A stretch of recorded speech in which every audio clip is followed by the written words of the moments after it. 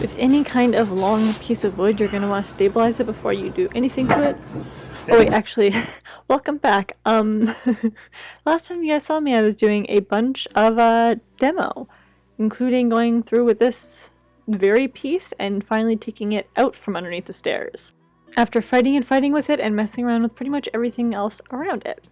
So let's just do a small little recap of that one. I've taken carpet off, I've taken paint off, I've sanded, I've cleaned numerous times, I've TSP'd everything, I've dusted, taken this board off, and now here we are. So here we have some before and during shots. And now we're back to the most recent shots. Now, I'm going to tell you that if you're going to paint this kind of board, this length of board, definitely put something under it that's going to stabilize it. And I also put up some sheets around, just to make sure that anything that goes flying into the air just stays confined to this very spot.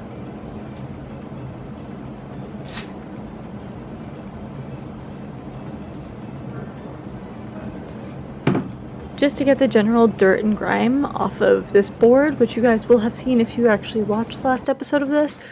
I showed it in the beginning, very sped up, so you wouldn't have seen this specifically, but there was a lot of crap coming down this when I banged on it.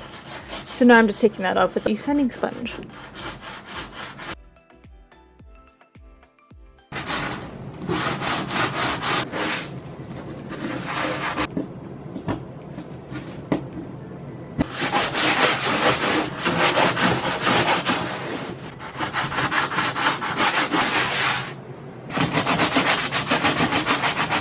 And as you've seen me do 110 times, I'm sweeping all that mess up.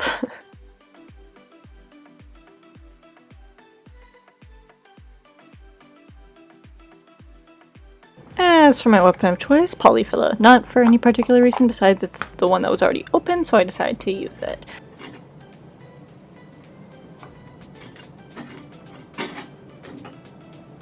Taking my spatula of sorts, taking a whole bunch out, and then placing in each hole. That's what she said.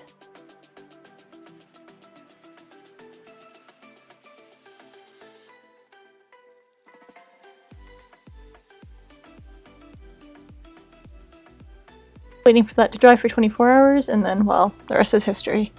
So now I have finished putting the polyfill in all of the holes. Because I couldn't find my actual tool, I am using this guy right here, which is kind of like a spatula-ish. And 24 hours later, as I said, it's time to sand.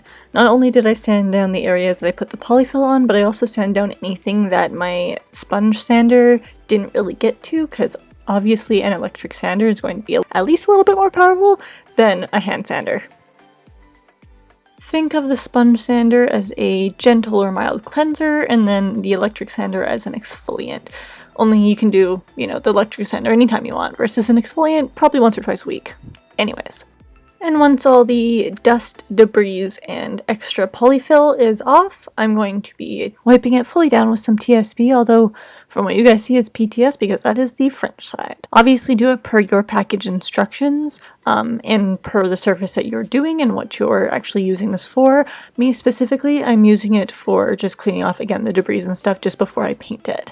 But each thing is going to be different, and the general rule of using TSP is that you're supposed to have any long sleeves down, so just put those right back down, Sarah, even though it highly goes against all my usual habits for doing any work around the house.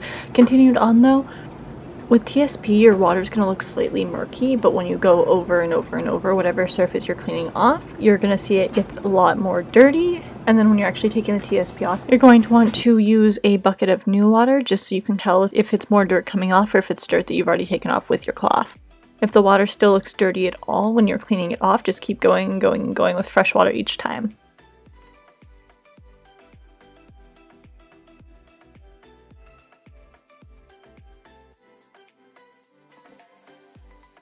Now, I use the TSP on the board, wash that off, and then use TSP on the stairs as well to obviously wash them, but also just to see what would happen.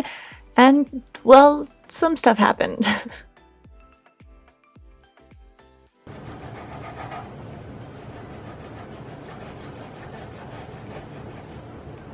Oh my god. Oh my god. Okay. So, I was not planning on taking this off. Can you even, oh my god. It's literally coming off.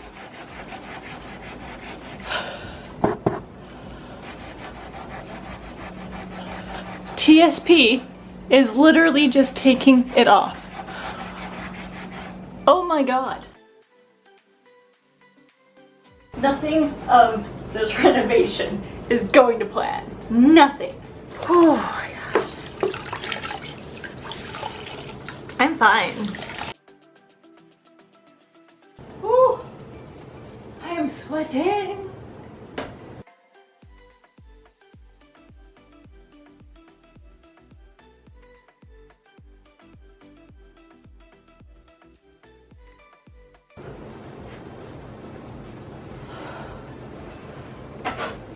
Next. I'm really not sure how well you can see this, but it just like, it's ripping it off.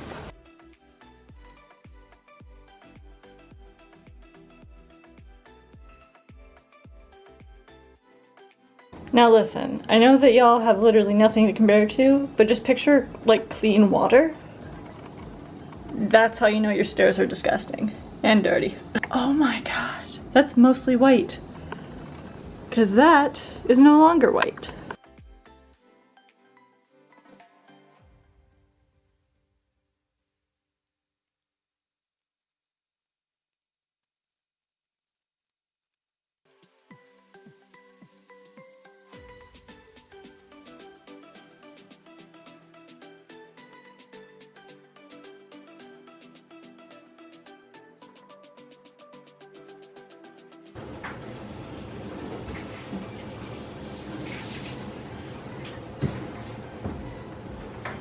Hello. Still working on it. Are you having fun? I would say a little bit. Okay, a little bit better than not a bit. But it's funny that you were talking earlier about me sanding this. TSP took it right off. I had to scrub a little bit, but once we've got all the gunk off of it, it is time to prime. That rhymed. That rhymed too. I was informed by the guy at my local hardware store that there's two options when dealing with putting any black paint on any surface. The one is going to be to add a little bit of the color into your primer, which I didn't feel a need to do, or the second was to get the stickiest primer you possibly can, and basically anything will end up sticking to it. You just have to do maybe like 1 or 2 coats of the color. And on that side, hook this to that inside rim.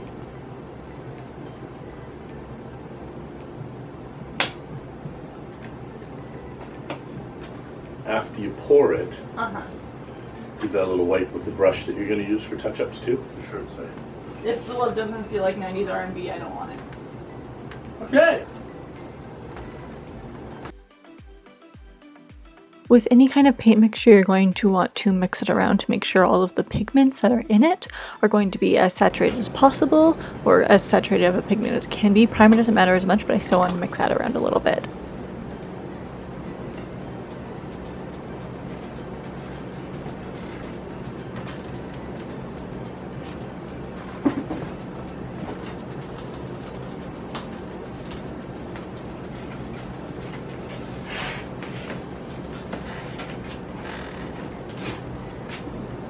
You'll find, obviously, if you do more than one layer, even at a time, that the parts that are going to have more than one layer are going to obviously look more opaque. This doesn't matter too much when you're dealing with such a darker color, so long as you have that first layer down.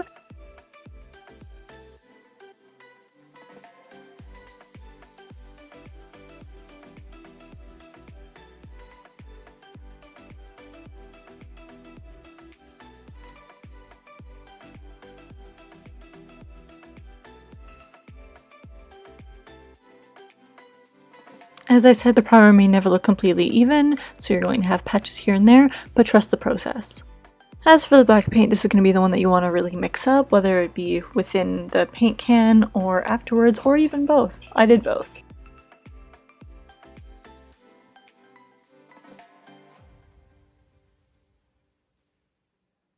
No time for some porn. Porn. Yeah, no, couldn't make it work. Okay.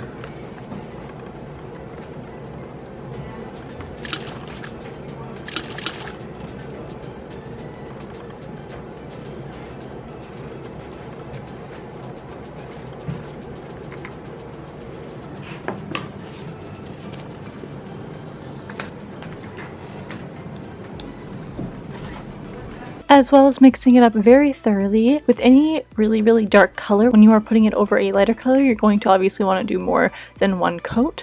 I did 2 and kind of a half, just did one, waited for that to dry, and did the other, and when I was waiting for that to dry as well, I noticed any patchy places and I just did a 3rd-ish layer of that. And don't forget the corners and the edges.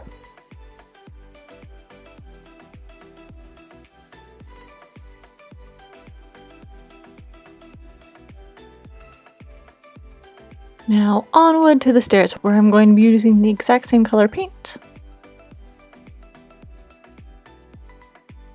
As you already have noticed, on the top portion of it I used masking tape or painter's tape, but on this bottom here I'm more using the painter's method of cutting. Now you may notice as I'm doing this right side, the left side doesn't look like it's drying down, and that is because it is always going to be a gloss. It's going to be a semi-gloss, which is basically half satin, half gloss. This makes it easier to clean up, which is again going to be that easy cleanup that I was asked to maintain.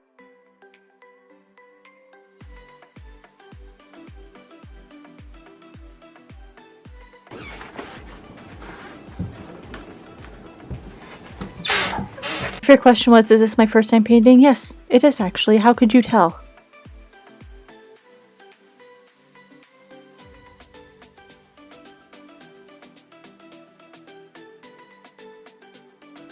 Now I was on to the second coat, which I am super glad I did because man oh man did it ever smooth everything out. I actually continued the secondary coat with just purely a brush rather than a roller, which definitely helped out in the long run. The smooth effect of it will definitely be translated more in the actual result of it, but it did definitely show up. I didn't realize how much it would be showing up on these clips. Time for some peel porn-ish. Not that great, but I tried.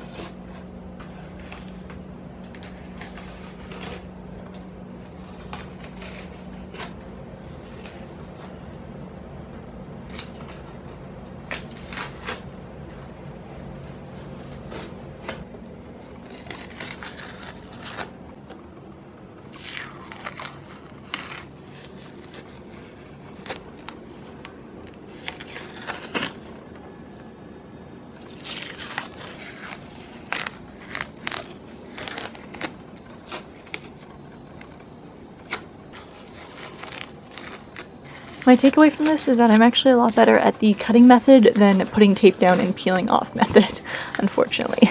And I 100% regret taking my gloves off for this because I got black paint all over my hands. But all that suffering gave me this. Now on to the next step. That was funny. Because I was given the instruction to have the rubber treads in the middle, we just mapped out exactly where those would go and created lines that I'm going to be painting over anyway, but it was basically just a little bit of guidelines on the step and to the front of the step, because these treads did have a little bit of a lip. So once again, getting them primed, prim, and proper. Instead of just doing them one side at a time, I decided to do both of them just on either side of me.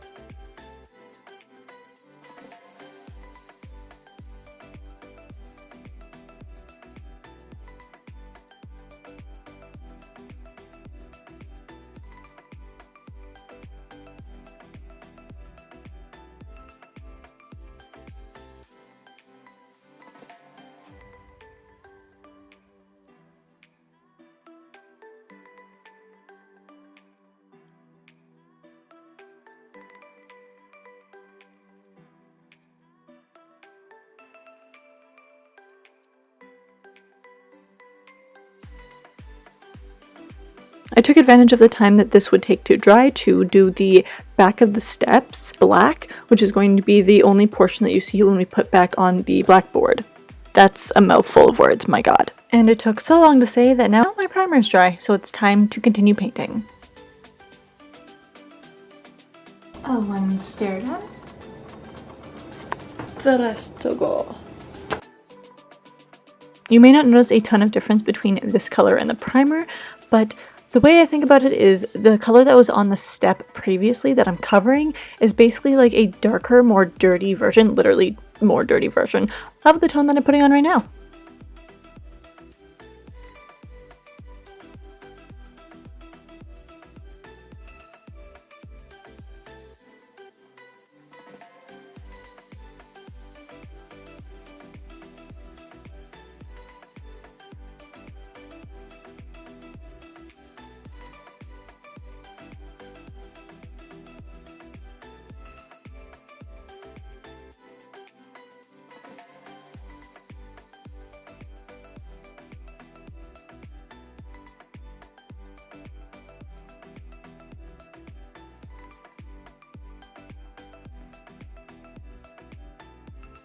You may or may not be able to tell that the black is not completely flush, and that is because, again, I am better at the method of cutting rather than the method of taping and pulling it up. So instead, in order to fix the little bit of mess ups that I did, I came in with a putty knife alongside a very small detailing brush and the same color that the wall was, and basically just used that to go over my mistakes.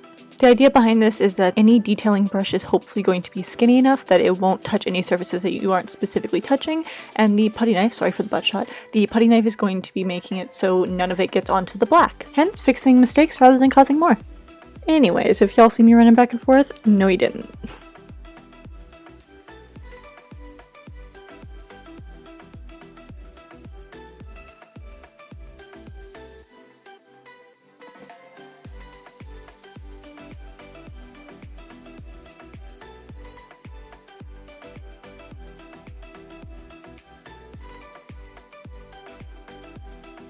As for setting the tread down, because obviously I've already gone over the lines previously set with paint, I'm using a shim. Well, it used to be a shim, but now it's basically just a marker of where exactly those are going to go on both sides to make it as even as possible.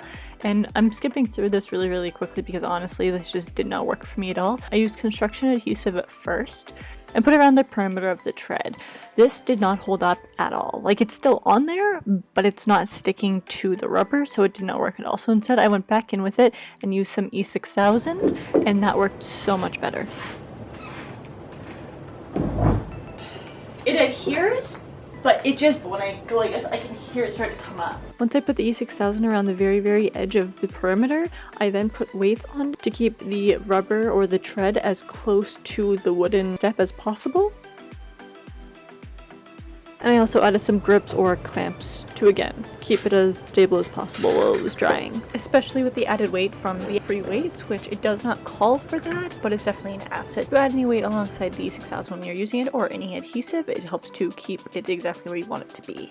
Because the clamps I was putting onto this didn't have a lot of stability to their backside because they had nothing to lean on, I found that they pulled up the front a little bit, so I ended up putting a piece of wood through the next couple stairs that I did, which you will see.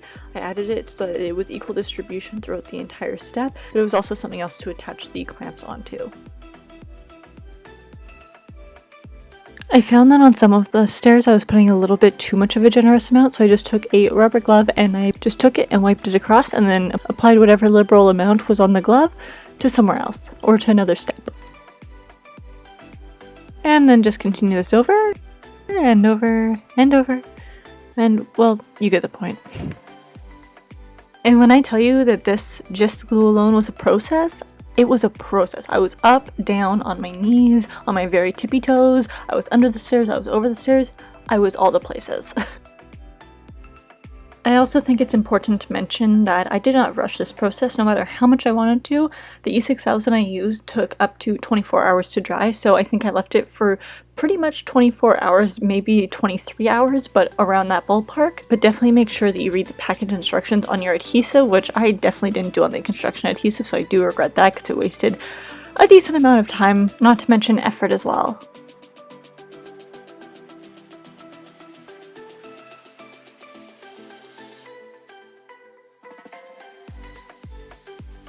I was gonna have it so it's like this coming out this way because it seemed like the best suited option, but that's a huge safety hazard. So my second notion was to actually flip it because it's going to be the same amount of pressure regardless of if it's coming up versus going down, but it's less of a danger hazard. So I probably should have been doing this since the beginning. Just a heads up. Also, my camera is 100% haunted because I did not even zoom this in, it zoomed itself in. Definitely not a fan of a ghost that messes with my camera work and doesn't say hi or introduce themselves. Pretty bored. Postboard. And here's how we did it, aka struggling for like 25-30 minutes.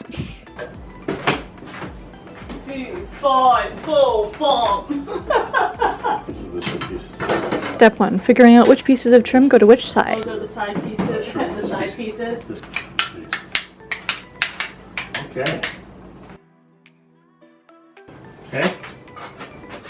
You know how I know? You know how it's so fresh in my mind? Because I'm editing the video for days! Good. Step number 2 and 3. Bringing the board from its somewhat secured location and putting it back under the steps. Honestly, I don't even want to consider this next step an actual step, but it took us so long that it almost has to be considered another step. So step 4 is actually placing it where it needs to go. And if you've taken it upon yourself to create a drinking game every time I say step, I am so sorry to your liver. Step number 5 is to place the trim into the proper areas and actually start nailing them in. Once we had the trim secured on both sides with nails, step number 6 is, oddly enough, to use a scrap piece of wood to hold up the board so we can use a longer nail, which is step 7, and secure it into each single step as needed.